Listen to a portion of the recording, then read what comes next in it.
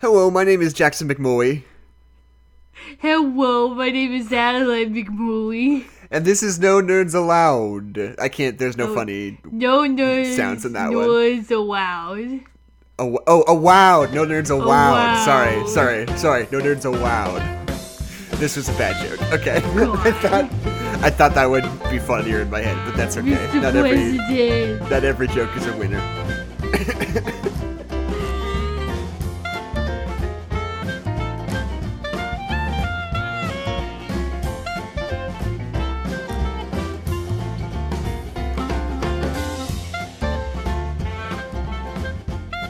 Okay, Adeline. You gotta know when to hold them. Know when to fold them. Know when to walk away. Know when to run. Know when to do the Mr. President voice. You and never when not count to do your money when you're sitting at the table. How good would it be if we wrote a parody of that song about podcasting? Know when to hold them, know when to fold them, know when to one. Anyway. So, Adeline. Yeah, hello. Hello. Hello. I am taking... Yes, hello. I am taking a social media marketing class this quarter. Great. So, and No Nerds Allowed is kind of my project in it.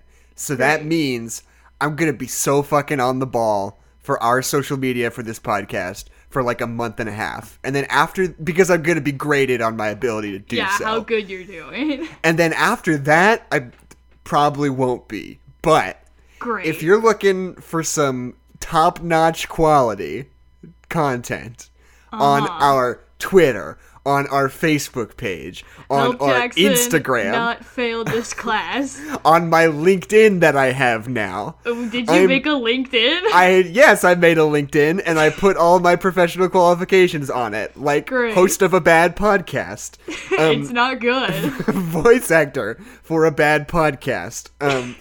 Composer for a bad podcast. You can't call that podcast bad. You can call this podcast bad. Writer of bad articles for a bad newspaper. I'm just being mean now, but still. Yeah, no, it's gonna be fired from said bad newspaper. But if you're looking, all our social media is at No Nerds Pod. Yeah. So be prepared. Our Twitter, Facebook, and Instagram are going to get some great exclusive content. And for the next month and a half. And then after that, they probably will not. But for now, it's going to be a real roller coaster. I almost called you Mason. Jackson, what you gotta do is you just gotta put a gun to my head and be like, fucking draw stuff for the podcast. Because, I want to. Okay. But I won't because I'm just like that. I'm just quirky like that. Right. So you just have to be like, hey, fucking draw stuff, and then I will. Here's something we could do right now. Okay. In order to improve our brand, our personal branding. Okay. Record this episode of the podcast. We could do that first and foremost. Yes. But within that, what are we going to call our listeners? What's their fan base name?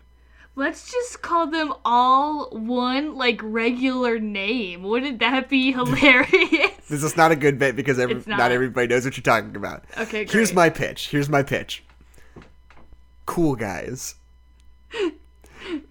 Our listeners are just called Cool Guys. If you listen, then you're a cool guy. Yeah. What's up, cool guys? No Nerds Allowed. Yeah, don't you like it? Do you have any counter pitches? I mean, just nerds, but that's not... No, that's the opposite of good. It's not good, but I'll say it. You're putting me on the spot. Creatively? It's okay. You can just admit that nothing will ever be funnier than Cool Guys. Yeah, you're right. Creatively. That's how you say that word. What the fuck is wrong with me? Why can't I speak? I don't know. I don't know if it's just been lately, but every time I try to say words, it doesn't come out right. They're not words. I don't know. Can I record a medium where I have to say words, so that's great. This isn't funny, but can I just tell you for real? Sure. I've started going out to my car and doing vocal warm-ups before I record this podcast, and it genuinely helps with that a lot. Yeah, I should probably do that, because what I do, which I would not recommend, is I don't talk to anybody for 6 hours, and then I sit down and record a podcast where I talk for an hour straight. So, Adeline. Yes. this is it. This is the big climactic podcast episode. In which, you got it, Star Wars Episode 1, The Phantom Menace. We've been building up to it for so long. Has been leading up to. No, we today watched the final installment in the Harry Potter saga, the Harry Potter saga. And I shouldn't have done that for the intro, because now it's just going to cast a pallor over the entire episode. And we're just going to start talking like that every once in a while for no reason. Yeah, and you just got to learn to deal with it, cool guys. Cool guys. Listen up, cool guys. Listen up, cool guys. We're going to talk like a baby sometimes. And there's nothing you can do to stop us. And you just got to accept that. Okay. So, this, Harry Potter and the Deathly Hallows Part 2, which, can I be frank? I didn't really point this out last episode. Harry Potter and the Deathly Hallows Part 1 and Part 2 are horrible names for feature films. Yeah. Can we agree on that? Bad. First of all, it's already kind of a long title, and then adding Part 1 or Part 2 onto it is bad. Yeah. Second of all, the Deathly Hallows is gibberish unless you know the story already. Watching the film, yeah. And even if it is based on a book, so you could know. But if you were only watching the movies, the phrase Deathly Hallow has not been uttered at all before the movie titled The Deathly Hallows. That's true. And when you watch part 1, they don't even say the word Deathly Hallows till like an hour into the movie. Yeah, so the whole time you're just like, what's this garbage phrase that is the title of this movie? That has nothing to do with any other Harry Potter book that's ever been written. I remember when this book was coming out, and I was very excited about it. Yes. Because I was reading Harry Potter when I was a kid as they were coming out. Not the whole way through. I think I probably started. I remember the 6th one coming out, and I think I read the 7th one as soon as it came out. But I remember hearing the phrase Harry Potter and the Deathly Hallows and being like, that sounds cool. And asking my mom, being like, Mom, what does the Deathly Hallows mean? And her just being like, nothing. Nothing, that's garbage. I don't want you reading these books anymore. I just had to be like, okay. And she stared at you right in the eyes, and she just started screaming, and she collapsed, and that's when you knew. And truthfully, I think she said, I think that's just kind of a nonsense word. And I was like, oh, okay. That makes sense, I guess. So, what did you think of this film, Adeline? I really liked it. Okay, I really liked Part 1, but watching Part 2 makes Part 1 look like trash. Part 1 totally looks like wandering around in the wilderness for 2 hours, and then in Part 2 it is that. And then Part 2 we do things, and it's like, whoa! Yeah, no. This movie's so good. Imagine how good the first one could have been if we did things. Well, it just feels like Part 1 is like somebody setting a volleyball up, and then Part 2 just fucking slams it right in and scores the winning game. And God, this movie just rules so hard. It's really almost good. And it's set up in such a way that it has a really consistent, really strong energy. You're just moving really and doing stuff all the time, and there's practically no time to catch your breath. This is the antithesis of Part 1, which right, exactly. Really interesting. It's kind of the Order of the Phoenix to Part 1's Half-Blood Prince. That's the worst analogy ever, and I apologize for it. It also felt like you were going to throw up right before you said it. I had a burp. Like your body was rejecting the thought you just had. Rejecting that analogy. In the words of Griffin Newman, Cars 3 makes Cars 2 look like Cars 1.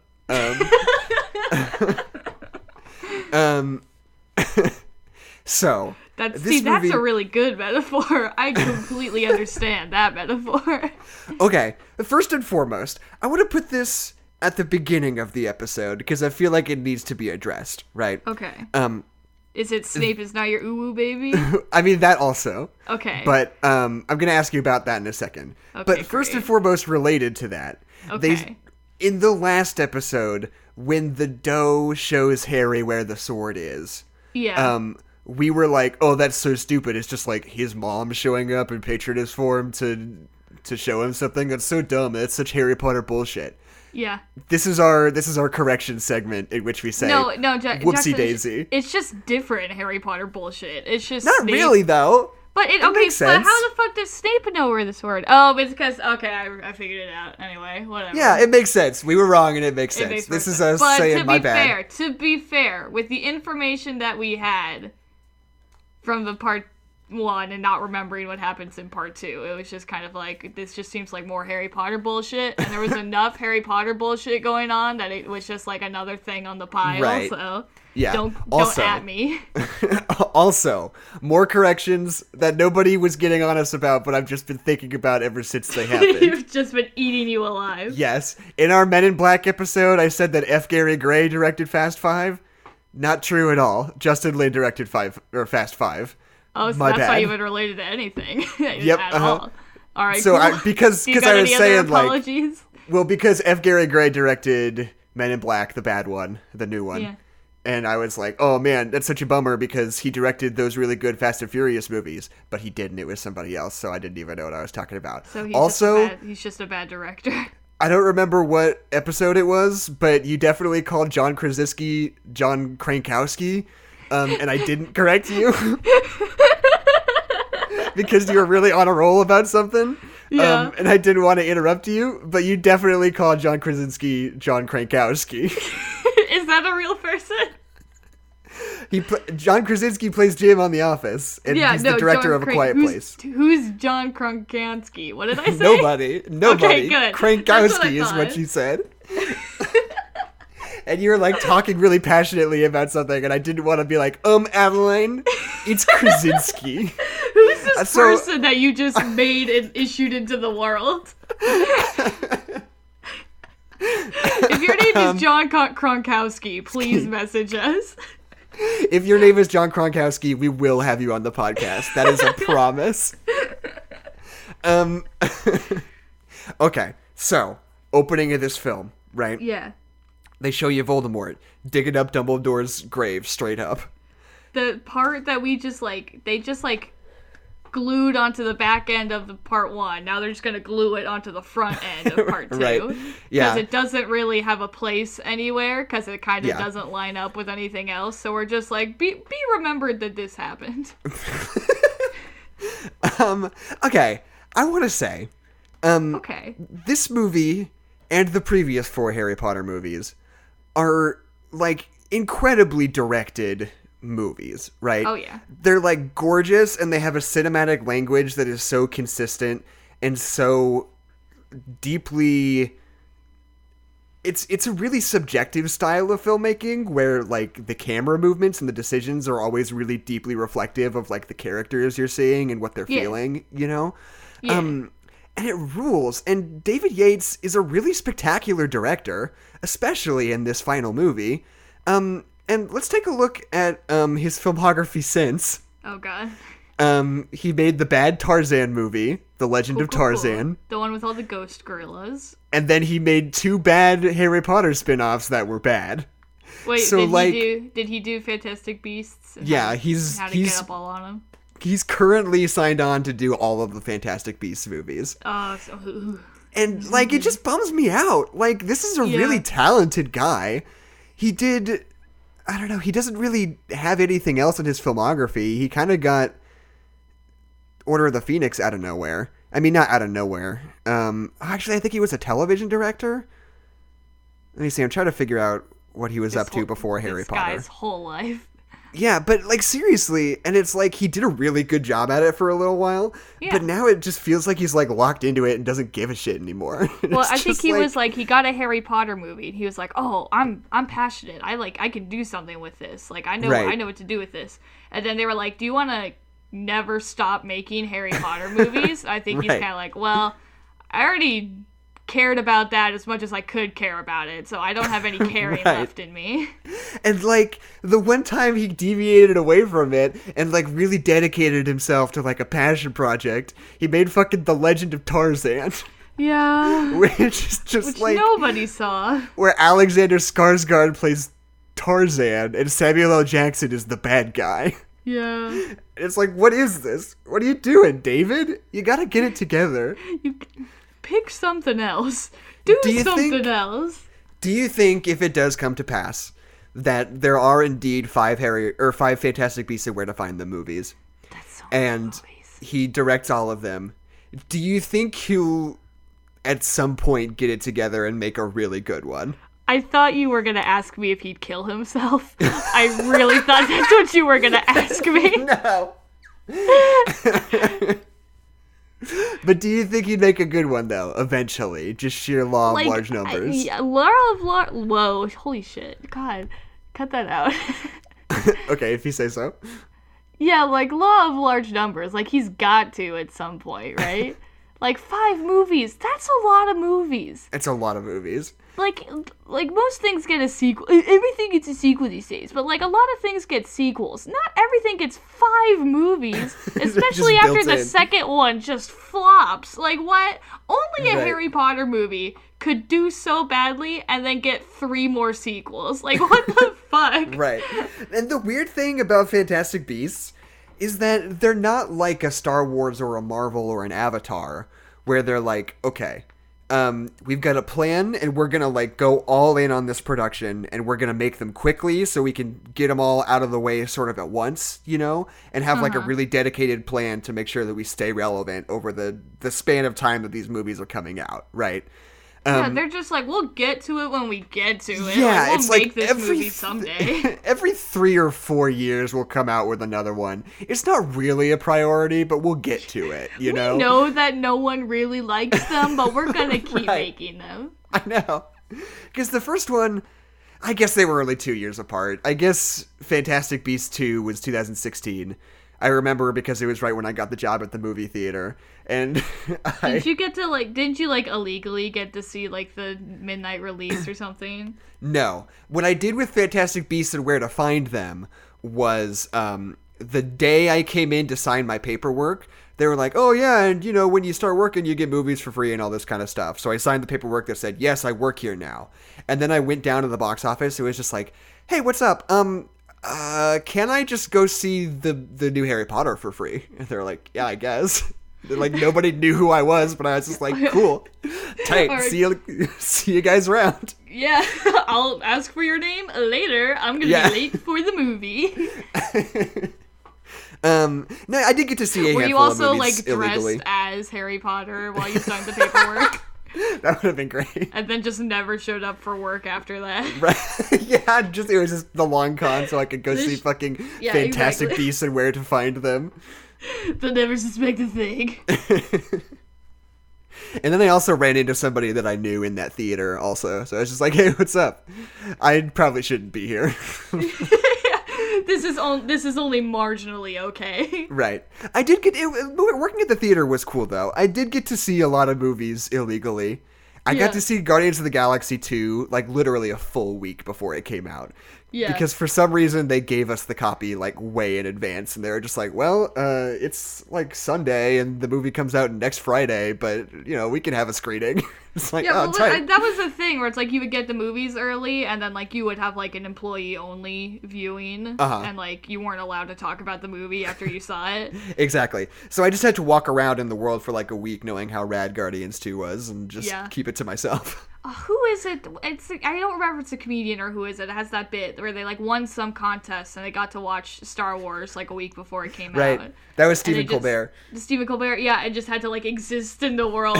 Like, can you imagine that being like the only person who's ever seen Star Wars? Right. And just be like, oh, like that must be what like a time traveler is like, right? Just be like, you guys, like man, everything's different now and nobody even knows. Oh god, there's a big storm coming, folks. Okay. So, we've beat around the bush long enough.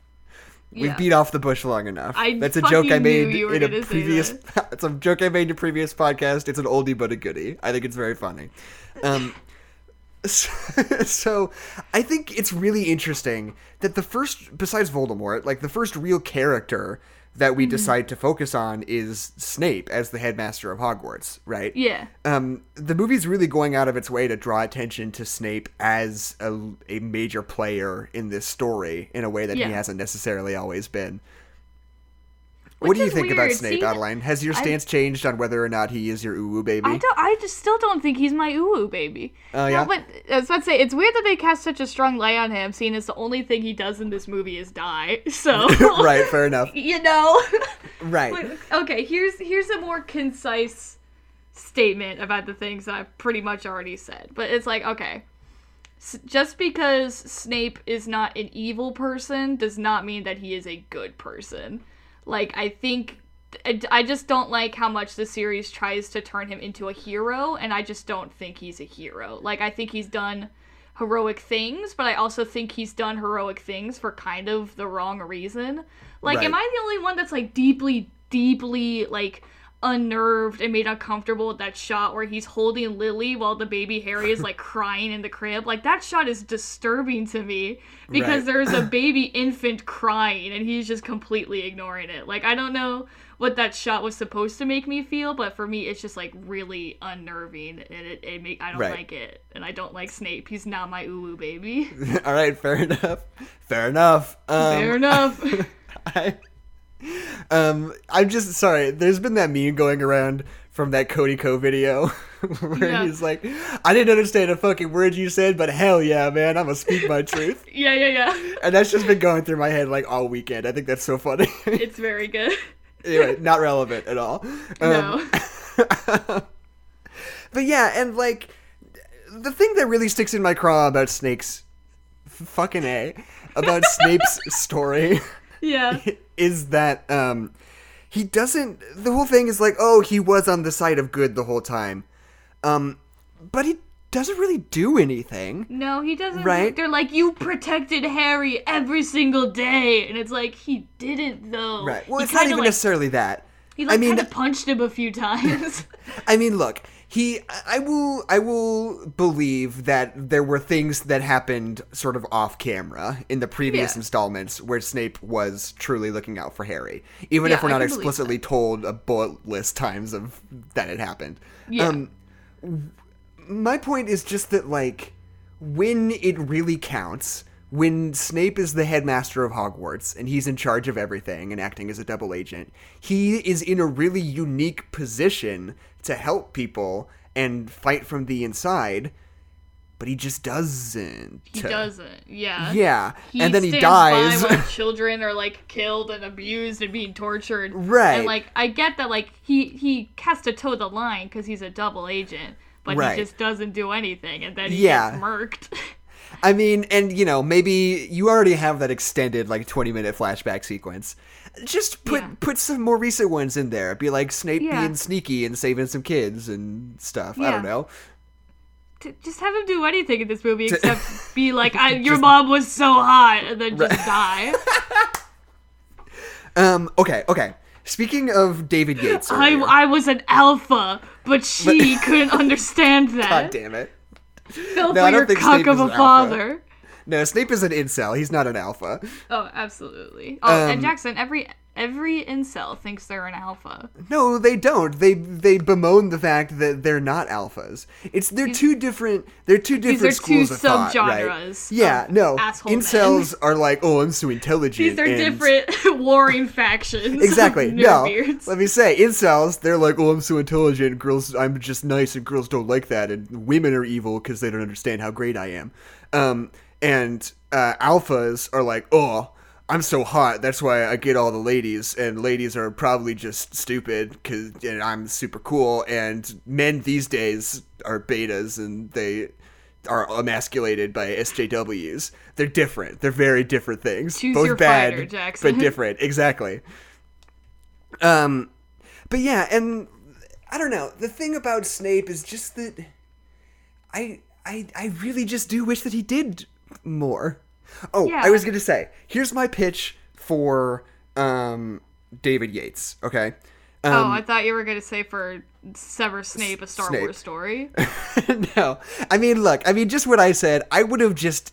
it wouldn't have been that hard to show just some show more. And that flashback is already so long, and no one would care if it was longer. And it's like, it doesn't have to be like some grand, incredible gesture. Just like little bits peppered in, like a kid that he saved, or like just a handful of people that he did something good for in this horrible, oppressive time. While he's working like a double agent. Or sometimes he like did good for Harry that Harry like never even knew about. Right. Yeah. I mean, yeah, exactly. But here's what I think David Yates should do. Right. I want to draw attention to Snake's. God fucking damn it! You've done that twice. Listen, his name is stupid. I'll give you that, but because Snape's death at the hands of a snake is very upsetting, right? Yeah. Like, and we've talked before about David Yates's sort of ability and proclivity to make moments in this series be really genuinely distressing, right? Oh yeah.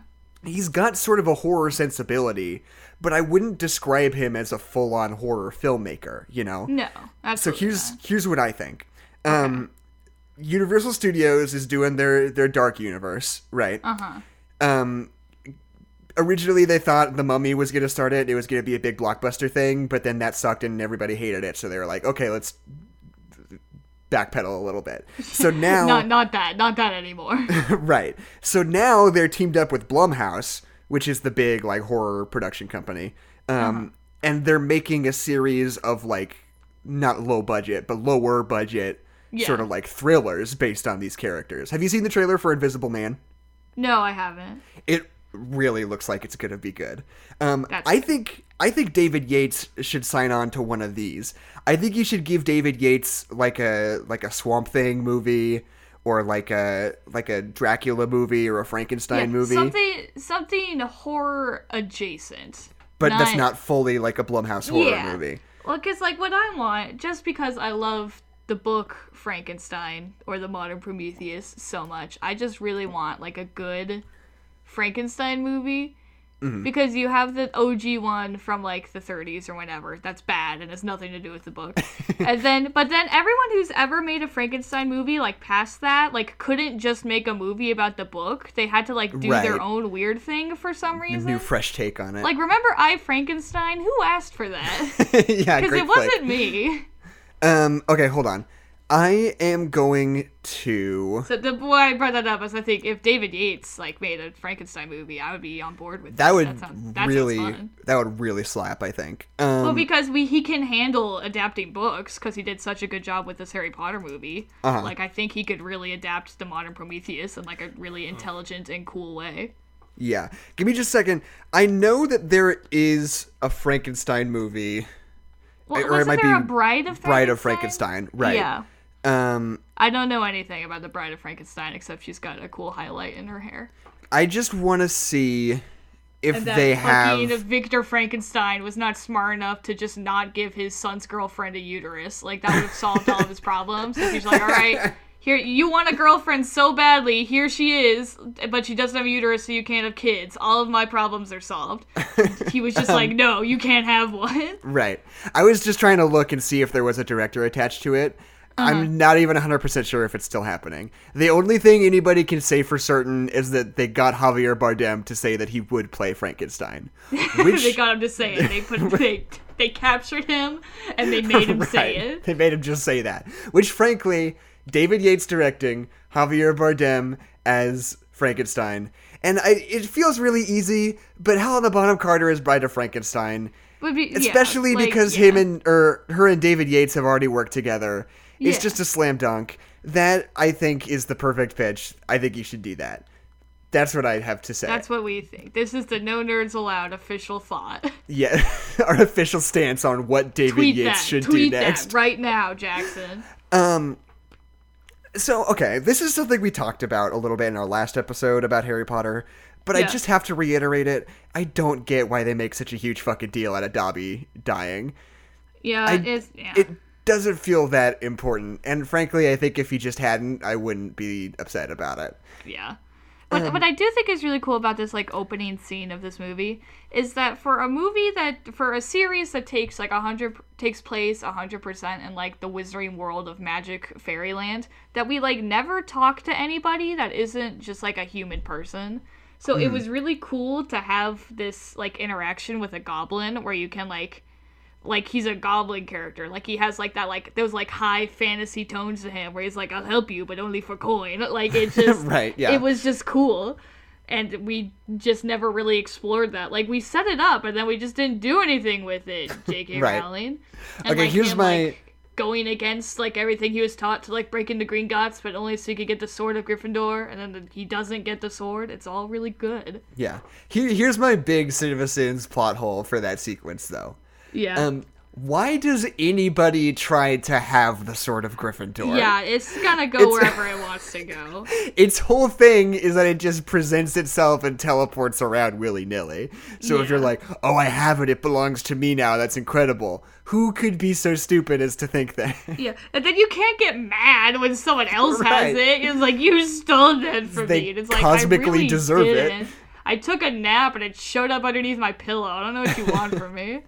I've been using it to cut fish. I don't know what you want. Right. Okay. I wish that we had a little bit more detective work about how to find each of the Horcruxes in this movie, right? Because I feel like the last movie does a good job, like, showing you the whole process of how they track down everything that they find. Well, it's because they've already found the hard ones, and now they're like, okay, what are all of the important places in the wizarding world? Because that stuff's probably going to be there, you know? Like, Gringotts, important wizard place. Hogwarts, important wizard place. Yeah, and it's one of those things that, like, even if you were just lazy about it, I think it would be better than doing nothing, right? If you were like... True. Oh, Harry has just kind of this Voldemort intuition that it's going to be there. He just feels that it's probably at Gringotts. I'd be like, okay, that kind of sucks, but I'll buy it. I love that line, though, where he's like, I looked at Voldemort's mind and I know where the Horcrux is. It's something to do with Ravenclaw. It's at Hogwarts. And Hermione goes, we can't just go to Hogwarts. And I was like, yeah, we can't just go to Hogwarts. We have to wander around in the wilderness for an hour and then go to Hogwarts. And then have the whole time that we were wandering around the forest mean nothing because the plan goes wrong. And it's like... Right. But yeah, and I don't know, just in this movie where they're like, oh, Bellatrix Lestrange, one of Voldemort's followers, has a vault at Gringotts? Well, they already established that. It's like, they say that, and you're like, okay, and they're just like, there could be a Horcrux in there, maybe, I don't know. Let's put all our eggs in that basket. Let's spend just, like, so much energy breaking into Horcrux, because... it would kind of make sense if there was one there. Like, I would buy that. Yeah, it's just like, I wish that we had like more of a process to like have a really concrete knowledge of where they need to be. Yeah. I think if I were writing it, what I would do is I would have it be like, oh, Harry got into Voldemort's brain and he knows what all the Horcruxes are. But then now they just kind of has to put the puzzle pieces together of where they are. And they make a plot point of being like, oh, but you know, Voldemort knew that he could do that, so he gave the Horcruxes to his followers and had them all hide them where he doesn't know where they are, so that Harry can't find out. And then he's like, oh man, I gotta figure out where the goblet of whatever the fuck is, and where the locket of whatever the fuck King Turd of Shit Mountain is. That's how I would write it. If I were J.K. Rowling, that's what I would do. Word for word. I mean, I think this, as cool as that dragon is, and don't. Are you about to say you don't like the dragon? No, I love the dragon. Okay.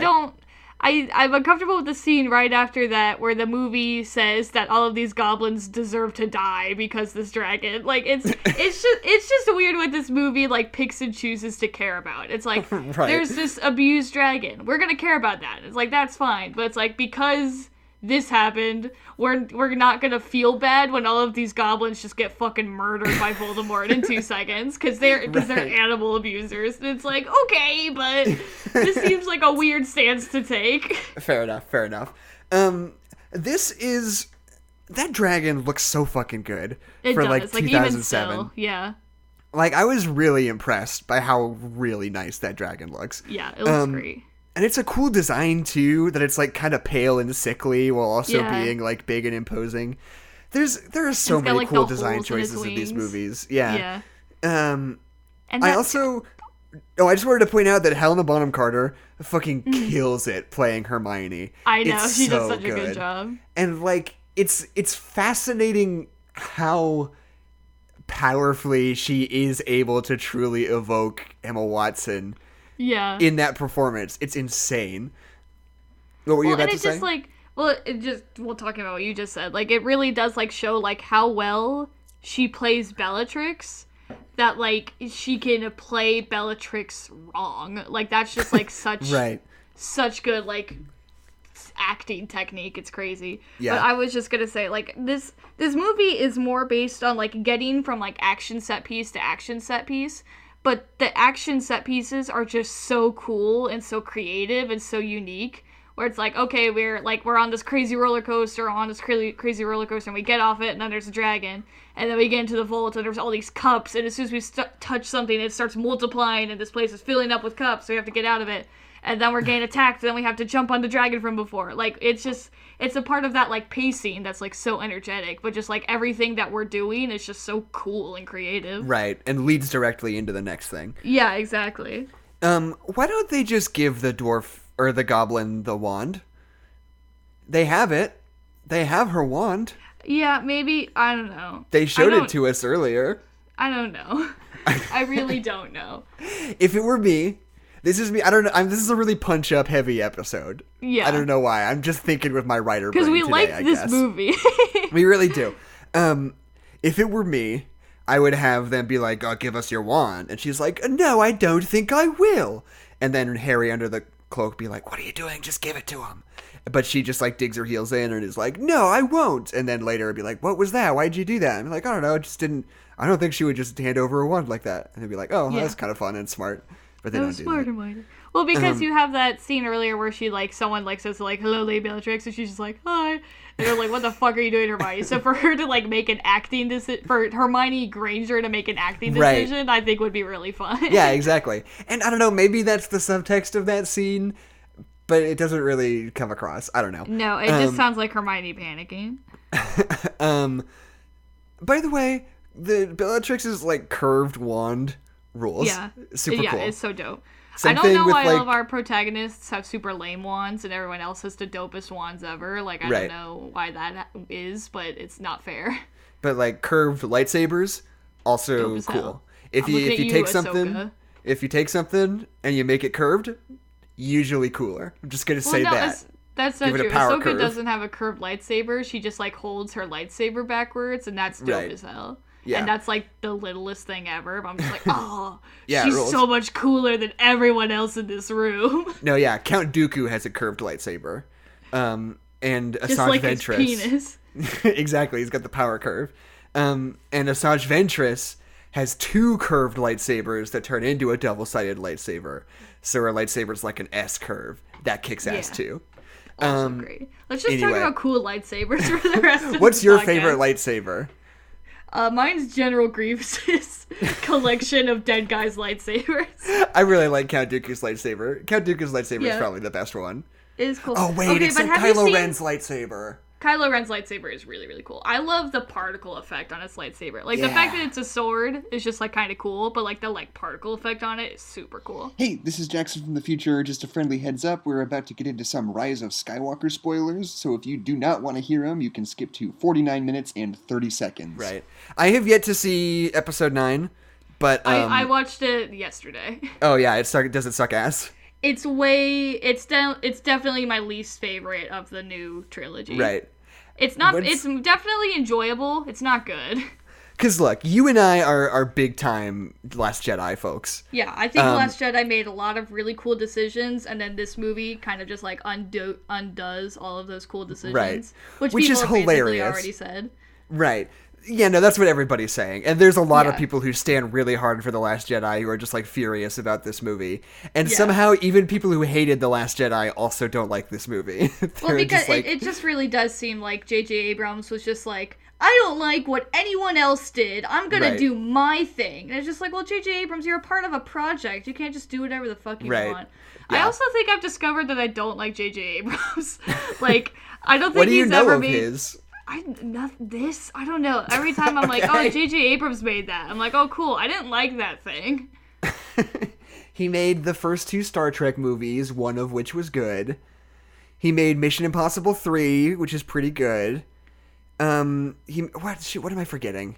I mean, look, a lot of his best work is as a producer, right? Yeah. Because he's the guy who's behind, like, Cloverfield and like the later Mission Impossible movies and stuff like that. That's sort of where his real clout comes in. He was also the showrunner on Lost and a couple he's other the TV guy shows. that when everyone figured out that Lost was about purgatory, immediately turned around and was like, no, it's not about purgatory. It's But I don't think that was him though, because I know he left after like 4 seasons. Oh, I don't know. I don't know anything about Lost except for the fact that it's about purgatory. Right, but then they decided it wasn't. And then they were like, no, it's not, because everyone figured it out after the plane crashed, which happens in the first episode.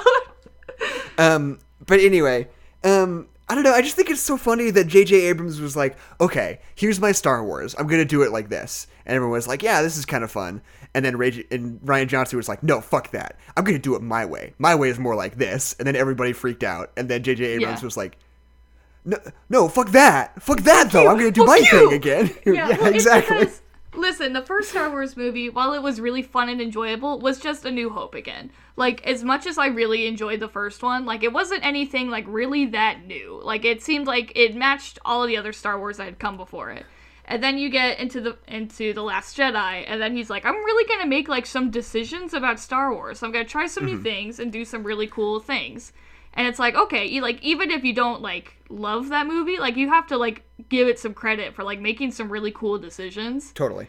And then this movie, J.J. Abrams was just like, my thing, no. It's like when kids are playing pretend and they're like, well, I have a force field. Well, I have a force field eating dog, so. Right. Okay, no, what I wanted to ask you, though, is the cool hinged lightsaber as cool as it seems? No. No? Bummer. They do something cool with it, but the scene that it's in is about 5 seconds long. Oh, so really? it doesn't have enough time to be cool. Cool. Okay, fine. They fucking... sorry, hold on. Maybe spoiler. There's just that scene with the curved lightsaber, because it's Rey's, like, evil lightsaber or whatever. Right, I still don't know what that's about, but whatever. It's just, well, it's just the evil Rey has pointed teeth, and it's so stupid. Yeah. This movie might be bad. Yeah. Have you seen that tweet? There's just like, it's just like a back and forth where it's like, Rian Johnson, light and dark are abstract concepts, and the real evil is the bourgeoisie who are funding both sides of this horrible war. And then it's like, J.J. Abrams, the bad guys have pointed teeth in this one. Yeah, no, literally, that's like my biggest, first of all. So like at the end, we're just going to talk about... it's fine. We're going to talk about Star Wars for a little bit. At the end of The Last Jedi, like we get like, we've been having this conversation about neutrality, and then Ben is just like, the Sith are terrible, the Jedi are terrible, I'm not a part of anything, I am a new empire that's gonna get rid of the past and do our own thing. Right. And it's like, oh, damn. And then at the start of the next movie, he's like, I'm gonna be the new Sith overlord. And it's like, what the fuck are we doing? Did you even watch the other movie, J.J. Abrams? Because I don't think you did. It's like he just didn't even, like, ask. He just kind of assumed how it went down. Yeah, he was like, this is what you did, right? And he's like, no, I did my own cool thing. He was like, oh, well, bummer. Fuck, Last Jedi rules. Last Jedi is so good. Last Jedi is a great movie. Okay, also, another maybe spoiler. There's this...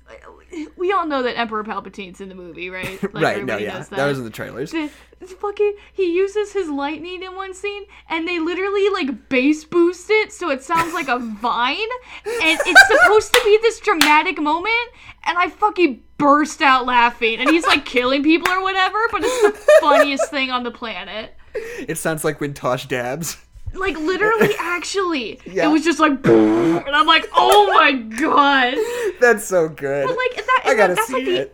That's like the antithesis of that other scene in The Last Jedi where what's-her-face, like, goes into light speed, like, in the ship, like, through the other ship, and the theater goes silent, and everyone in the theater's just like, it's just like, oh, holy shit. It's like the opposite of that, because it's, first of all, it's literally opposite because it's this blast of sound, and then everyone in the theater is like, what the fuck? Like, it's not, it's just, this movie might be bad.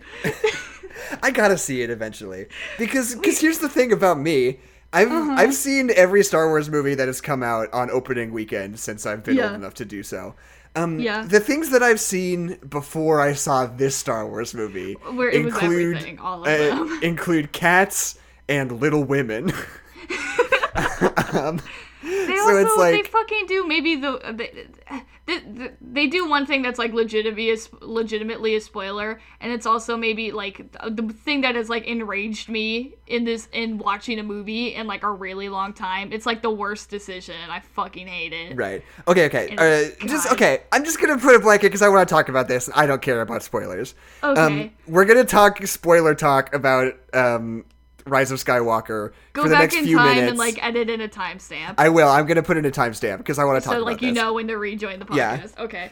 So I know that Palpatine or that Rey is Palpatine's granddaughter, right? Yeah, which is such Harry Potter bullshit. Everything has to be related to each other. Right. It's bullshit. I do think though that if Rey has to be related to anybody, which I want to say she shouldn't be. She should be related to nobody. But if it had to be somebody, I don't think Palpatine is the worst choice. Especially, I mean, obviously, the movie isn't doing this. Who did that? Yeah, I know. Tell me. He could kind of get it in the prequels. First of all, Darth Vader fucking picks him up and makes him and throws him into a chasm at the bottom of the Death Star, and he fucking explodes. And then the Death Star that he's in fucking explodes again, and they're like, Palpatine's back, and all the rebels are like, fucking what? Excuse me? And they're like, I don't know, Sith magic, and it's like, fuck all of you. Okay, so the Force, like, in the original trilogy is, like, very abstract. It's pretty much, like, it's more of, like, a religious thing, and then they, like, use it to, like, feel other people's emotions and, like, push things around. And that's, like, the back extent of it. In this movie, they just do whatever the fuck they want with the Force, and sometimes it's really cool, and sometimes it's really stupid. Like, Rey, like, fucking, like, saves, like, 3 people's life by, like, regrowing their intestines with the Force. Oh, what and the then fuck? she fucking, like, hands Kylo Ren something through the Force on the other side of the fucking universe, and it's like, what? No one has ever said that the Force can do this, and I get there's, like, books and stuff that are, like, expound on that stuff a little bit more, but, like, we've never talked about this in the movies, and now you're just, like, fucking juggling things through the Force, like, through the universe, like it's nothing, and it's stupid. Okay, I do bristle at that argument, though, because that's exactly what people said about The Last Jedi, though. But what did they do in the... Well, I guess, like, the hologram thing. But, like, that, I don't know. That's not as much of a stretch for me. Like, I feel like that kind of fits into the canon of things that we've kind of seen before. And I do also want to note Return of the Jedi, where Palpatine just starts fucking shooting lightning at people out of nowhere. Yeah. And we're all like, oh, okay, I guess you can do that. Jackson, you can say the prequels are bad. That's fine. No, Return of the Jedi, the episode 6. Oh, sorry, yeah. Because that's the first time they do that. That's fine. That's, like, I don't know, because he's, like, a villain. It's okay to me if he has, like, powers that are a little bit different. Like, I don't know, like, using, like, a life force for you. Palpatine fucking sucks the life force out of 2 people in order to get strong again, and it doesn't make any fucking sense. Okay. And then he says that on... Okay, real quick, one last thing. Kylo Ren and Rey kiss, and it's the worst thing. It sucks so fucking bad. It's the worst. I hate it. Okay, I have one thing I want to say, and then we'll cut our Star Wars talk short. First of all, because it's been too long, and second of all, because we will do an episode on it eventually. Yeah, we will. See, I don't hate Rey as Palpatine's daughter as a decision, because, I mean, obviously I think I will hate it in the movie, but... Yes, if we were truly moving forward with the, like, Last Jedi principles, having Rey have to reckon with the fact that she is from a lineage of dark force users but has to make her own path and decide for herself outside of this binary what she needs to do, and she has these influences of Palpatine and Luke Skywalker both acting on her, I'd be like, hell yeah, this is a cool thematic idea that I'm really into. But they kind of do that. Right. They start to do that, but then because they brought back in that binary and, like, totally got rid of, like, the conversation about neutrality that they were having, it's just like, fucking, you're supposed to be a bad guy, and she's like, but I want to be a good guy. Exactly. Luke Skywalker is a good guy, and it's like, well, this is a stupid conversation because everyone on the entire planet has already talked about this. We know that the good guys are good. That's Right. Okay, here's what I have to say about Harry Potter. We're back. We're back. At the beginning, near the beginning, when they're getting in the vault, Ron gets that beard. Yep. And he can fucking get it with that beard. All right. Beard rules. All right, Jackson. Ron should have kept the beard. It looks good. It does look good. And just Okay, real quick. This is kind of a nitpicky thing. First of all, I really like Albus's brother in this story. I like his character, and I like... Because we've been having this conversation about, like, who was Dumbledore really, now that he's dead? And we only really have his past to look at. Like, he's not there to defend himself anymore. I think having his brother there, who, like, loves him because it's his brother, but also hates him because he feels like he was kind of betrayed, and, like, I don't know. It's just, like, another angle to Dumbledore that I think is really cool. And then this is just kind of a nitpicky thing. It's like Luna just kind of teleports around and it doesn't make any sense. Yeah. Like she's at the house when they get teleported onto the beach, and then she's just fucking back at Hogwarts. Like she knows that shit has gone south and she just went back to school anyway, and it doesn't make any sense. Yeah. Yeah, fucking Luna should have been with them. Luna didn't do enough in everything. Luna should get to do more. I love Luna, and I feel like this... Because the Harry Potter movies try to create this gang of kids. It's like Neville, Luna, Ginny, and then the big three. And, like, these are, like, our guys. So, like, Seamus and Finnegan. Like, these are our homies. We've known them since first year. And then the movie just kind of goes, actually just the big three, actually. We don't care about all the other kids. Neville gets a lot to do. Neville gets a lot to do. Neville does great. Everybody else kind of gets shoved off to the sidelines. Ginny doesn't really do anything. Luna doesn't really do anything. Luna does more than Ginny does. She does do more. She tells Harry to talk to a Ravenclaw because they're looking for a Ravenclaw thing, which she probably shouldn't have had to tell him because that's basic knowledge, Mr. Harry Potter. But then she gets the good moment where she's just like, Harry Potter, get your ass back down here. It's really I do love that. She's just like, fucking Harry for this. God, fuck. And, like, I know Luna Lovegood... say fuck. I know Luna Lovegood is a very quirky 8th grader kind of character to like. Yeah. But she rules. She's very good. She's so likable. She's and so I wish she were better. Well, it's because, I don't know, she...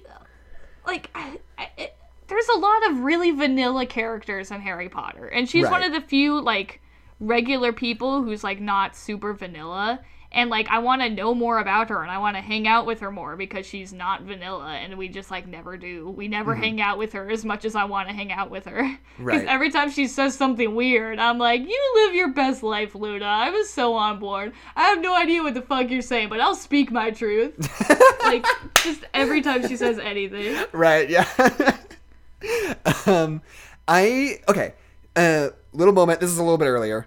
The moment right after they jump off the dragon and they're, like, changing their clothes and the camera is just, like, spinning around them Michael Bay style the entire time they're talking. Well, like, on Daniel Radcliffe's abs. Yeah, rules. So good. So good. But Ron it's with like... a beard, so good. Yeah. No, but, like, it speaks to that, like, subjective filmmaking I was talking about, right? Like, the way the movie looks and is shot is always so reflective of the emotional state of the characters it's focusing on. I think it's so cool. And as well as that... I love when they get to Hogwarts, when Neville's like about to introduce them, where Neville's like, hey guys, I have a surprise for you.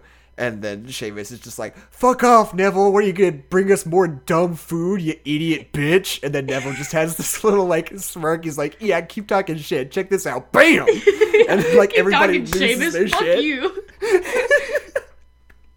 It's just so good. I love Neville's like little smirk when he like introduces Harry. I think it's so good. Yeah. I really like some things that we do when we get back to Hogwarts. I really like where they're like all in the room of requirements and you can see they've like been camping out here. Is that where we are?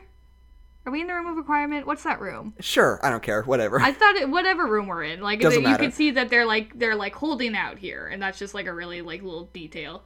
But then I also like, God, that scene where you have all of the kids like group up together, and Albus, and not Albus, and Snape is like, Harry Potter's here. Which one of you fucks knows about it? Right. And it's just like, but it's just like this room full of children, and like there's this really like.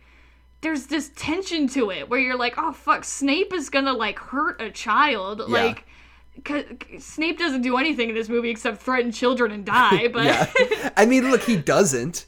He doesn't hurt any kids. But that's just like a really cool tension to that scene where it's like totally. You are at a school with children in it and a war is about to break out. Yeah. And that's a theme that this movie does a lot of, and it's really nice.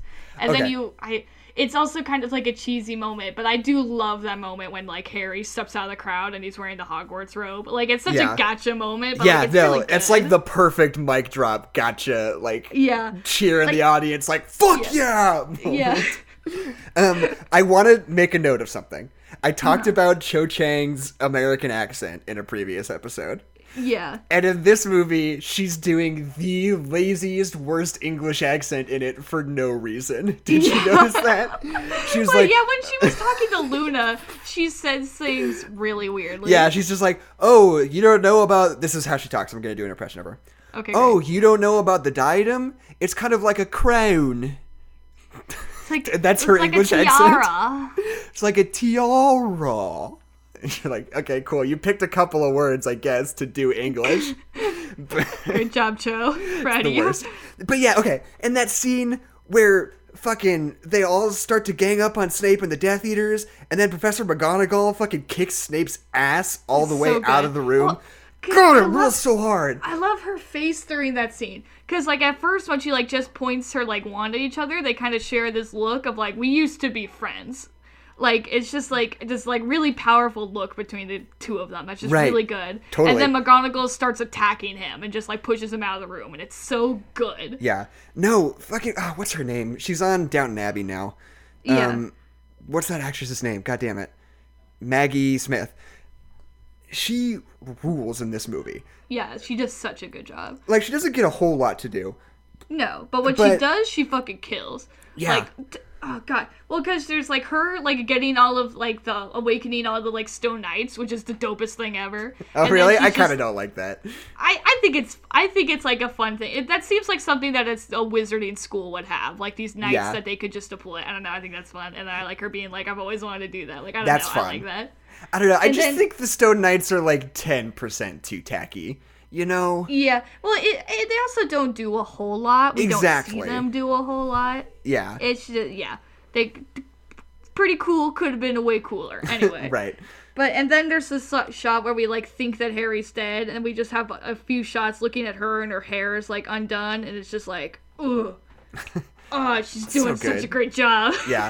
No, honestly, I genuinely think Maggie Smith is delivering, like, the best performance in this movie. Besides maybe Alan Rickman, maybe. Because Alan Rickman's doing some stuff. Even though Snape is doing nothing. Right. But the scene where he's like, if any of you know where Harry Potter is, step forward, he's doing a lot on his face. He's doing a lot. In a really, really subtle way. Like, just because I don't like Snape, I have a lot of respect for Alan Rickman and the way that he plays the character. I think he does a great job playing Snape, even if I don't like Snape the character, you know? Right. Here's my next pitch for some punch up. What did I say? Let's start over. Here's some pump up. Here's my next pitch for some punch up. Okay.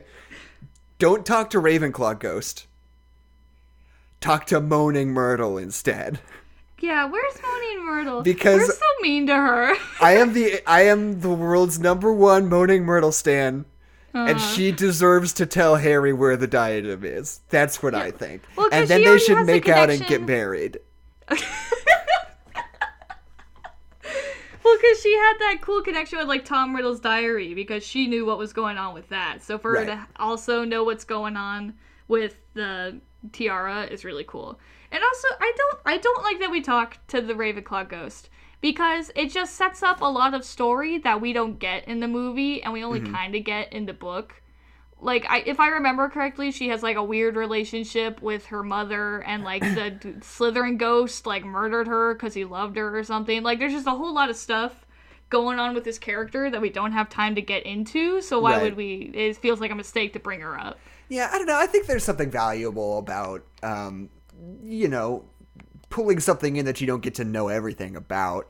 I don't know. I think the scene works dramatically. I think the stakes are clear and you know what she wants, but, like, I don't know. I think it would have been better if they just talked to Moaning Myrtle instead.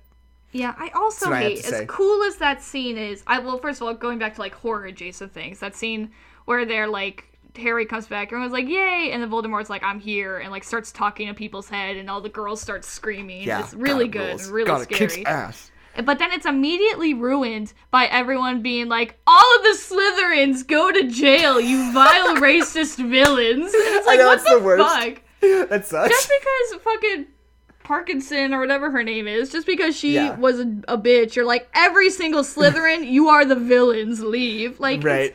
What does everything that the series has stood for mean if we're just gonna assume that all the Slytherins are the bad guys?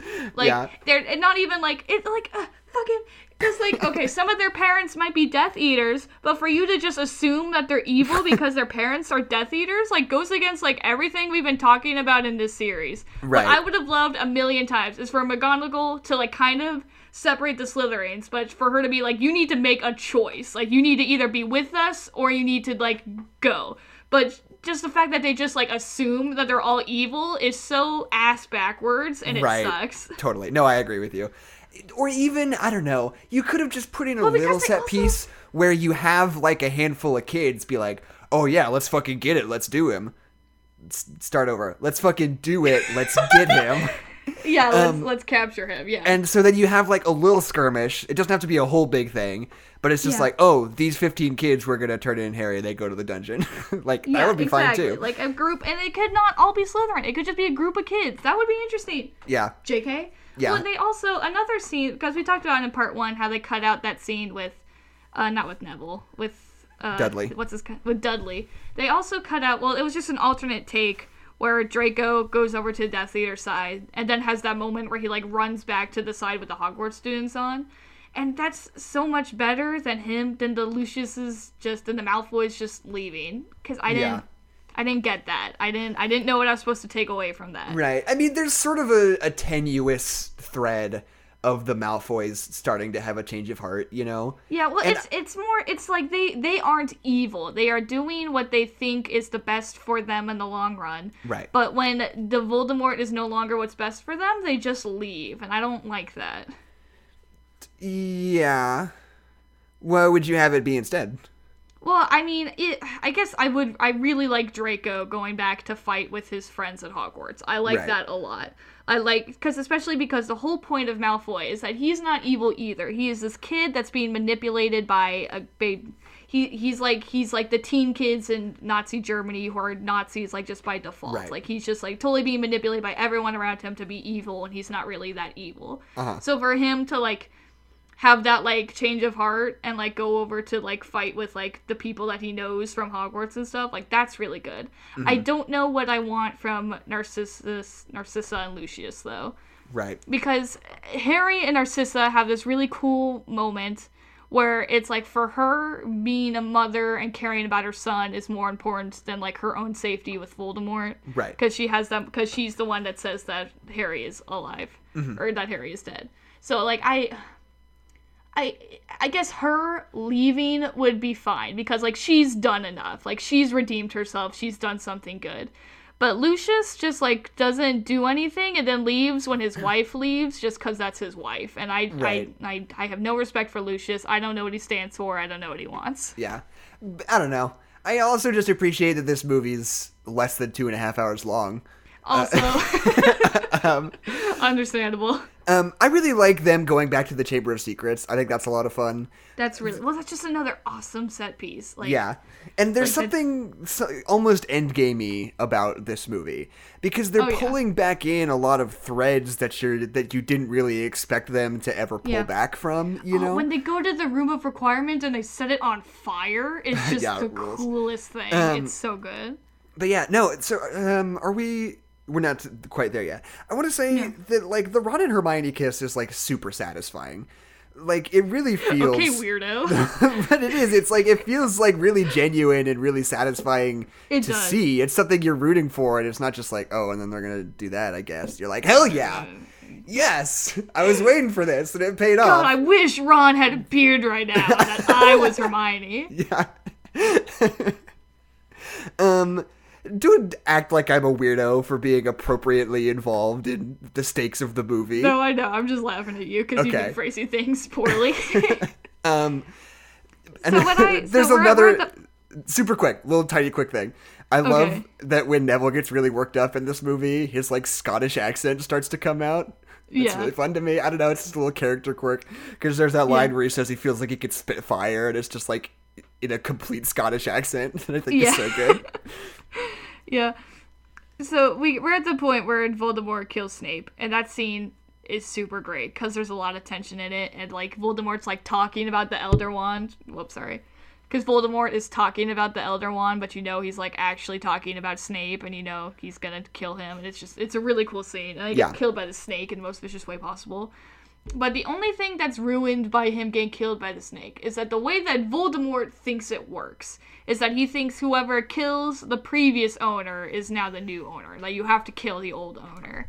And so he's like, you killed Albus, so now I gotta kill you. Are you about to say Snape. That the wand belongs to the snake? I'm gonna say I'm just saying that Voldemort is an idiot because the wand can't go to the snake. The wand just doesn't belong to anybody now because Voldemort, you are the king of just saying Avada Kedavra and pointing your wand at people. Now, like that's all you fucking do. This whole series. Come on, Adeline. Come on. Now you're gonna be like, he my ordered the snake to kill him. Snape. A snake can't have the wand. It goes to Voldemort. Plus, that's not even how it works in the first place. Yeah, so he's just being wrong. willfully obtuse. No, I'm just saying, if this is the way that Voldemort thinks it works, why doesn't Voldemort just kill him himself? I just don't understand, like, the weird, like, I don't want any blood on my hands, I'll have my snake do the dirty work. It's like, you're Voldemort, just kill him. You know why? Because the scene's better for it. It is. It's very cool. I'm just saying it feels weird, especially because Voldemort explains his whole thought process of, like, I have to kill you, and then has his snake kill Snape, you know? I want to talk about the body count. Okay. I touched on this in our last Harry Potter. Hit the floor. Let the bodies hit the floor. But I talked about in our last episode about how I feel like just killing characters is not always the best way to get an emotional reaction out of an audience, right? Look, I guess the only death in this movie that I really was like, that was cheap, was Lupin and Tonks. Yeah, because that's what I was going to say. We don't even get, like, the movie doesn't even care about it. They're just like, and also Lupin and Tonks died. Isn't that sad as well? Because, like, we have a moment when George dies, and that's a very good moment. But then, the Lupin and Tonks don't get any emotional response. Harry just, like, looks at them and is like, oh, they're dead, and they goes to the pensive. Like, it's not a good scene. Yeah. Well, let me say what I was going to say, which is that... Sorry. No, it's okay. I think I underestimated... I should say I overestimated how many of the deaths would be sort of pointless. Because a lot of them do serve a purpose, right? Yeah. I think it's important that somebody dies when in the Battle of Hogwarts, because it's critical for Harry's development to be like, oh, people are dying and getting hurt because of me. Somebody that I care about dying motivates me explicitly to go out in the forest and get killed by Voldemort, right? Yeah. So that's important. I think... So, like, I don't know, the Colin dies, but that's not important. No, it's not. 3 people that are important die at the Battle of Hogwarts. I think you just pick one of them. I think any of them would have worked. You kill one of those 3 people, and then he goes in the woods and does the whole deal, you know? I'm glad that George gets, like, a longer time than Lupin and Tonks do, where we, like, have an emotional moment with Ron and Molly Weasley, where we're, like, holding George and we're really mourning him. But that's never gonna be as good as the scene in the book, because the scene in the book is just heartbreaking. Because you establish the relationship between, like, Percy, who's, like, kind of been on the side of the government and only now has, like, come around. And you have this moment of, like, Percy and George fighting, like, Death Eaters around them, and then George gets killed, and it's really good. Yeah, I don't remember that, but that sounds good. It's really good. And then in the movie, they're just like, at some point, George died, and we're very upset about it. Like, it's just, it's not as good. I don't like it as much. Yeah, no, totally. I'm trying to remember, because Snape has to die, obviously. That's very important. And, who else am I forgetting in this movie? Who else died? Dobby. I think that's it. And that's kind of all the important ones. Besides like Bellatrix Lestrange and Voldemort, but Bellatrix's death was not satisfying in any way. No, I don't think so either. I think it would have been better. I kind of would have wanted to see what she does after Voldemort dies, you know? Yeah. Well, I remember it being satisfying in the book. I don't know how they did it differently. I remember liking it better in the book, though. Yeah. Because you have this really cool. It's like the first time that you're seeing Molly Weasley like actually like fight, and that's a cool moment. And even though she's just at the school for absolutely no reason. Yeah, don't worry about it.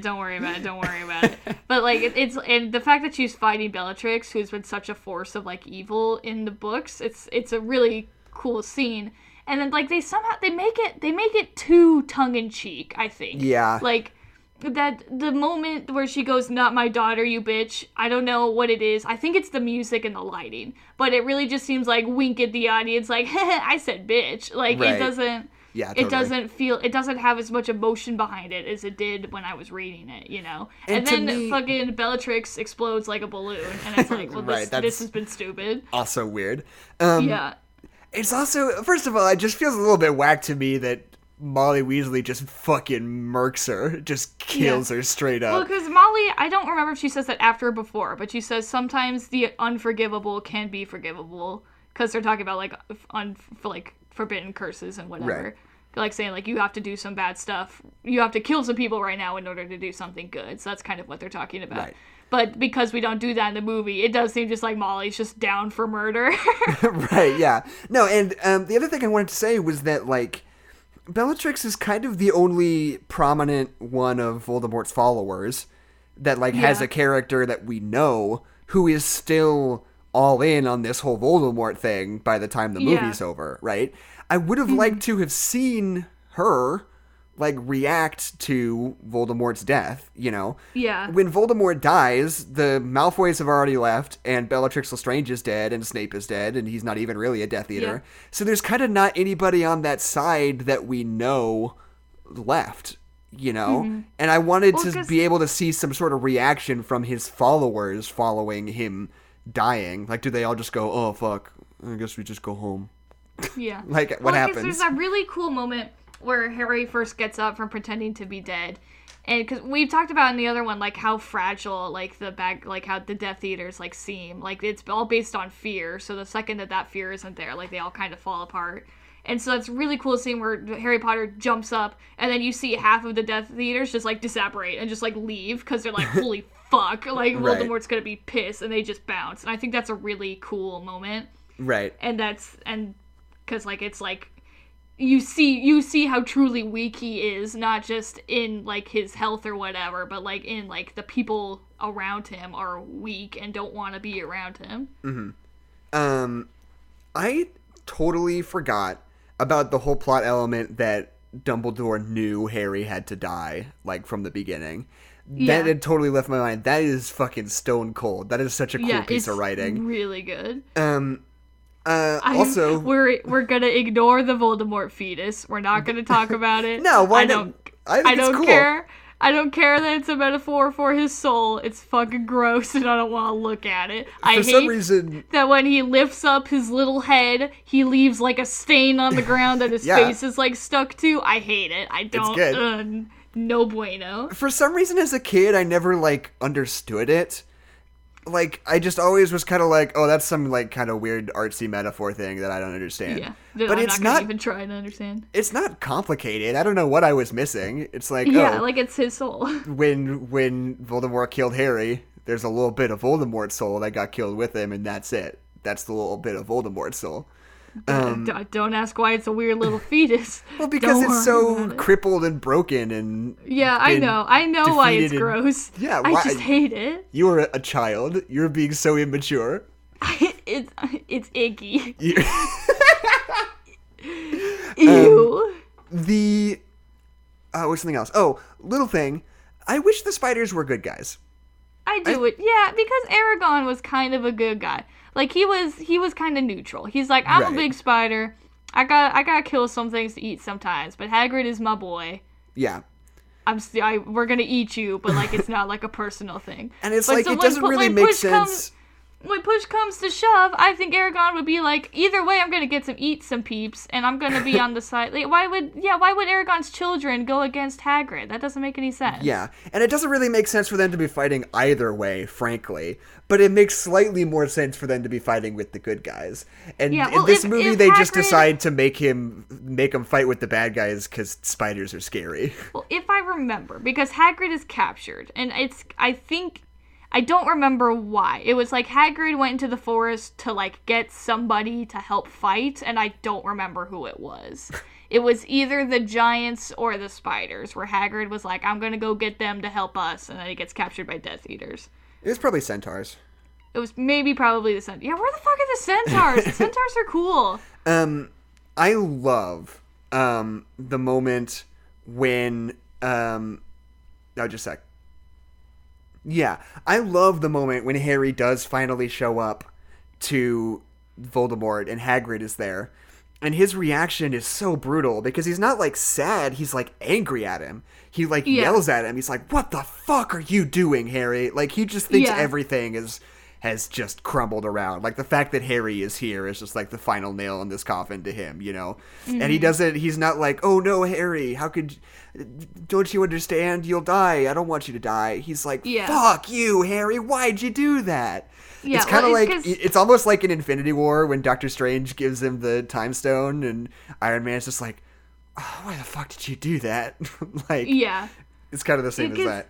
Yeah, well, it's because to Hagrid, he loves Harry, and he doesn't want Harry to die. But to Hagrid, Harry is also 12,000 other things, and, like, represents so much more. And so for Harry, the person, to, like, be like, just kill me, Hagrid's like, fucking no. Like, you can't just do that. Yeah. So, okay. Here's a question. Uh-huh. Why exactly does Harry not die? Because Lily loved him so much. Both times? Both times. Do they even tell you, or are they just It's like the end of Frozen, where Harry letting himself be killed is like his love for other people is like enough. Oh, okay. If I remember correctly, it's like the ending of Frozen. Right. But I don't think they even say anything in the movie. He just shows up. No, in the movie, they're just like, he's back. Don't worry about it. He just, like, shows up and Dumbledore's like, "Yo, you can go back if you want." And he's like, "Oh, tight." Yeah. Oh, cool, bye. Yeah, it's like, because the whole thing is that love dupes anything, because fuck you. So it's like Harry loving his friends enough to die is what I believe the phrase was "love conquers all," but "love dupes anything" works just as well, I guess. Love do be like that sometimes. God, I would love if Dumbledore said that. It's just like, I've always been very proud of myself for being able to turn a phrase. Let me amend my last one. Love do be like that sometimes. But Headmaster, when I was attacked by Voldemort as a child, why wasn't I killed? Why couldn't Voldemort do it? Well, Harry, the thing about love is that it really do be like that sometimes. and anyway, allow me to fucking die. This jelly bean tastes like earwax. Jelly beans also do be like that sometimes. A lot of things do be like that a lot of the time. I look in the mirror and I see myself with a very nice pair of socks. It really do be like that sometimes, Harry.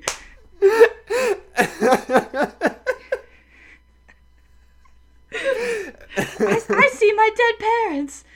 Well, it really do be like that, huh? Snape, you have to be the one who kills me. And then Snape is like, "Oh, it really do be like that sometimes." and he's crying while he says that. This is my favorite bit on this podcast. After all this time, it really do be like that. What? Dumbledore, what was that thing on the ground? Well, Harry, it really do be like that sometimes. You cut to Voldemort's fetus on the ground. Points to Voldemort's fetus. It really do be like that sometimes. I love this bit. How long can we do this before it stops being funny? I think we've capped it. I think we've done it. I love just a great acting moment. Oh, another correction. I've been saying Ralph Fiennes this whole time, the guy who plays Voldemort. Apparently his name is Ralph Fiennes. Whatever. You fucked up. It's spelled in a funky French way. It looks like Fiennes. Apparently you just say Fines. Fine. You thought you would just dab on all of them and just get really fancy with it? But he has this great little acting decision where he's like coming after people that like final time after he kills Harry. And Neville's just like, no, fucking stop. I have something I want to say. And he just like clenches his fist and bites his lip like he's fucking furious. And it's just I know. Oh, I'd love to hear what you fucking gotta say, you little idiot. Like, it's so good. Yeah, well, because he's kind of like, it's such, everybody is just acting to the max in this movie. Right. But, like, he's that moment where he's, like, smiling. I think it's as Neville's talking, where he's just, like, gritting his teeth. Like, it started as a smile, and now he's just, like, clenching his teeth as hard as possible. Because, like, it's so good. The fact that he's, like, standing up to him, like, really infuriates him, but he's also simultaneously really excited knowing he's about to kill his ass in, like, 3 seconds, like, you know? really entertained by it still. Right. Yeah. And I mean, and then there's also, like, the stuff going on where it's, like, there was, like, the 2 kids born in July, and one of them could have been Neville, and one of them could have been Harry, so that's, like, another element to this that's really fun. Right. I love in Harry and Voldemort's kind of final battle. That there's that moment where Voldemort just, like, gets all up in his grill and just starts beating the shit out of him. And just, like, kicks him. Yeah, with his hands. Really, you're like, God damn it. That is so intense in this series of movies. And then I love it. I also love it when Harry calls him Tom. Like, it's such a little thing, but it's just like, oh. God, this movie rules. This movie character relationships are great. And he's like, let's end this how we started together. Then they both fucking jump off the building. It's great. God, this movie kicks ass. And I remember always being really confused by the way that Voldemort actually dies in this as a kid, because it's a little wibbly. It's just like, it doesn't make all of the sense. He gets disarmed and then he just kind of withers away. But like, now that I'm able to think a little bit more strongly about it, I kind of get it, you know? It's like he's torn himself into a million pieces in order to keep himself alive, and all these things that he's been anchored to have been destroyed, and he has this last powerful relic that's the Elder Wand that's sort of like holding him together, and then he loses that and he just kind of falls apart. Like he doesn't have any powerful magic left to keep him existing. I get him being super weak because he doesn't have the Horcruxes anymore. And then him, I think would have made more sense, instead of him like weirdly fading away, is if he just collapsed. Because the whole thing is, the body that he's in right now isn't his real body. It's that weird body that they, like, made using magic. Uh-huh. So for Voldemort to just, like, leave that body, I think would have shown that a little bit more. Just that, like, more all of the magic that was tethering him has been destroyed, has been taken away from him. So now Voldemort, like, his soul just, like, leaves this body that he's been in. I think that would have made more sense than him just kind of dissolving because he was upset that he didn't have the Elder Wand anymore. What if he just throwing a big tantrum? What if he just like decomposes on the spot? He just like collapses into a wet, sloppy mess of nothing. That'd be fucking gross. Just like his blood and organs just go everywhere. He just falls apart. Yeah, that would, He reverts back into a bloody fetus. I hate you. But I also remember that sequence being worded really confusingly in the book also. Yeah, in the book, it's, like, described even worse. Like, I feel like it makes the most sense in the movie and then makes no sense in the book. Right. Because she tries to explain it in, like, flowery language, and it just makes it make even less sense, and it's not good. Right. Here's what I think I would do. Because there's been some language in the movie about pitying people like Voldemort, who have no love. Yeah. Well, and I mean, I think there is something to say. Let me finish what I was going to say.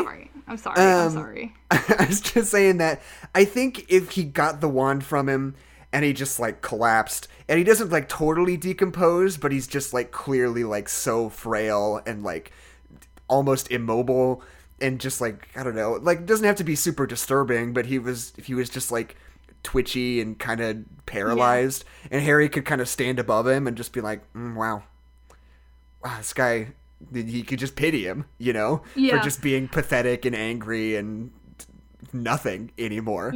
Before, but then I guess in that instance, it still makes you force Harry to just like kill him by his own hand, which is a little weird. Well, I mean, but I don't think Voldemort has to die, because we talk so much about pitying people who don't have any love in their life, and like Voldemort is like the absolute, like absolutely like what that is. Right. And I mean, it's so telling that like Harry doesn't cast Avada Kedavra, he casts Expelliarmus. Like he's right. not trying to fucking kill Voldemort. And it's, I don't know, it's like, this is how I felt during Endgame. It's like, you don't have to kill, the spoilers, you don't have to kill Thanos, you don't have to kill Voldemort. Like, it's so much more interesting for the villain to just be left with nothing, and the hero being like, I'm not gonna fucking kill you, because I'm not you. Like, I don't know, like, that's really great. Yeah. So you're saying he should just be like a frail old Mr. Burns body that they put in wizard prison at the end? I like kind of like live with the fact that you failed, asshole. Like, I don't know. I think that's great. But now he has to spend eternity as a bloody fetus in the afterlife. But okay, you're the only one who's saying he has to be a bloody fetus. That's not a part of this. What? No, it's not. I don't know. I guess. No, you're the only one who's saying he has to be a bloody fetus. This is a rule you made. They show him as a bloody fetus in the movie. But no, that's the his part of spirit his soul is a bloody that fetus. Died. But it's an equal part of the soul that is in him. He doesn't have to be a bloody fetus. If Harry does that and then he turns into a bloody fetus, then Harry can just stomp on him, because then there's nothing left for anybody. It turns into PT. Yeah. Puts him in the sink and just leaves him there. I really like, there's just a couple of images that really stick with me in sort of the wrap up where they're like just showing around like the characters in the castle. I love Neville just chilling with the sword. I think that's a super fun image, because it's like, on the one hand, he's like just kind of a kid and there's nothing that special about him, but he's also wielding this cosmically powerful sword that only shows itself to the most deserving of people, you know? And I think there's something kind of poetic about it. Well, I also love that just Luna coming and sit next to him. It's just really nice. I've never really been that invested in the whole Neville Luna thing. I mean, the movie's not either, so you're good. Right. But like, yeah, I don't know. It's just, well, it wasn't. I mean, there is like the romantic part of it, but for me, it was just like, these are like two weird, like kind of outcasty regular kids who have just done something extraordinarily good. Right. And for them to just like come together and just like sit down and just be like, yeah, we're fucking cool, dude. It's just it's just really nice. Right. Before we move... Oh, and the other thing is I really love Filch being sort of exasperated and sweeping up. Because I think that... It's very funny. Like, it's kind of funny, but it is also kind of a really genuine character moment, you know? Yeah. Like, he's been kind of the butt of a lot of jokes, but you can, like, really feel for him that he's, like, he really deeply cares about the castle and... Yeah, well, what he wants to do is, the first thing he wants to do now that the battle's over isn't to, like, sit down and relax. He wants to fix Hogwarts now. Right, yeah. Before we move into the epilogue, which I'm sure we have thoughts on, how would you like to hear some trivia? Oh, good. Ooh. There's some real good ones. Okay, this is this first one's a special edition, okay? Because I want to point out that this exact piece of trivia is on every single Harry Potter movie's trivia page. Okay. And I've never brought it up because it's only medium funny, but it's on every single one of them. Somebody points it out every single time. This movie features two sets of twins. James Phelps and Oliver Phelps played Fred and George, and Amber Evans and Ruby Evans play characters listed as Twin Girl 1 and Twin Girl 2. Wow! Wow, so interesting! Yeah! What about Lavender Brown and her twin? What are the twins in this movie? There's the two twin Indian girls. Yeah. What are their names? And the gag is that they're in different houses. Yeah. Pavarti Patil and the other one. And her sister. I'm pretty sure she doesn't have a sister in the books. I could be wrong. No, because anyway. they take Ron and Harry to the Yule Ball. I thought that was just Pavarti and her friend, though, in the books. Maybe. I don't know. Anyway, I don't know. Adeline, did you know? Did I know? When Chris Columbus wrote Young Sherlock Holmes, Watson believed Holmes obsessed over a case even at Christmas, because unlike other boys his age, he had no family to which to go home. Kind of like Harry Potter or Kevin McAllister. And Columbus has ties to the Harry Potter and Home Alone franchises. Wait, so this was on this movie, for this film? For this film, yep. Where is your brain going? Because first you're like, Sherlock Holmes is actually Harry Potter. You're on that train for a second. But then you jump off it and you're like, Christopher Columbus is making a cinematic universe out of his movies. Out of kids who work at Christmas time. Like, because of people who do not have family at Christmas time. That's... Alright. Adeline, did you know that when Voldemort, Ralph Fiennes, said, "stupid girl," about Ginny Weasley's outburst and reaction to Harry Potter's death, albeit briefly, it was an echo with the exact same inflection as Colonel Tavington, played by Jason Isaacs' line, "stupid boy," about Thomas Martin in The Patriot.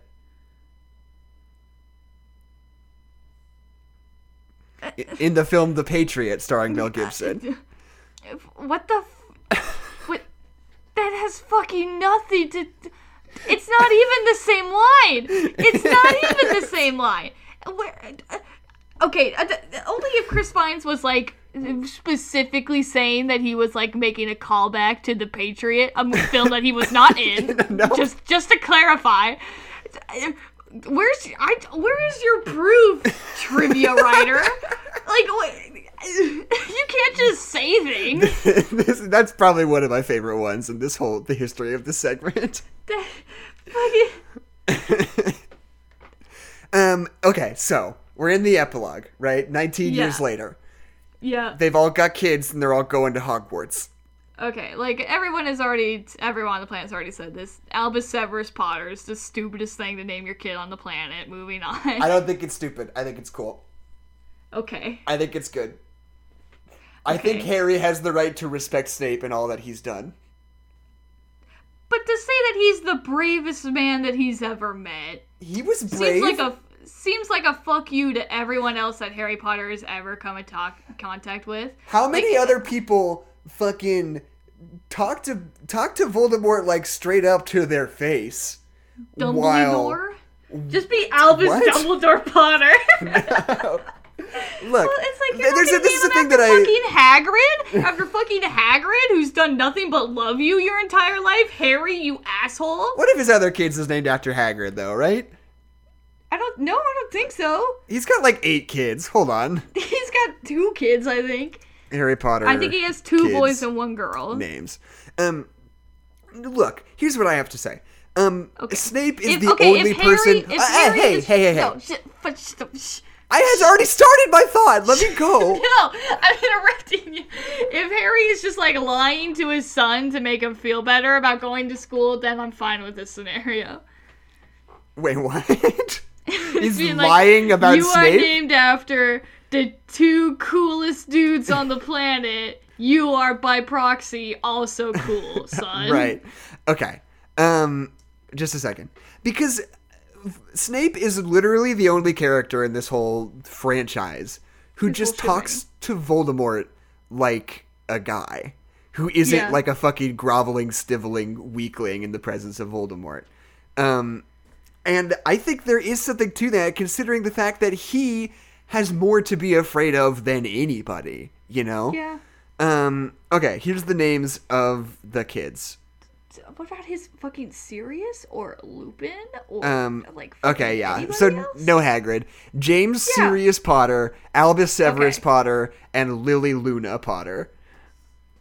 Luna's still alive though. Yeah, no, that's a little bit of a weird one, but it's fine. Unless Luna's fucking dead, then that's just weird. It's like if I had a daughter and I just named her Keisha, and I was like, "Yeah, what's up, Keisha? Here's my daughter, Keisha." Okay, hold on. What about the Weasley kids?